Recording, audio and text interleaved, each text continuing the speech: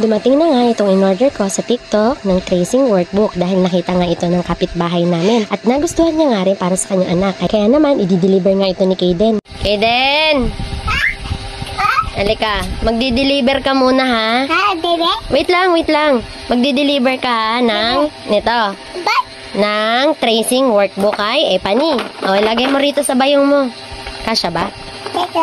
Ayun, kasya. Okay, let's go! Let's go!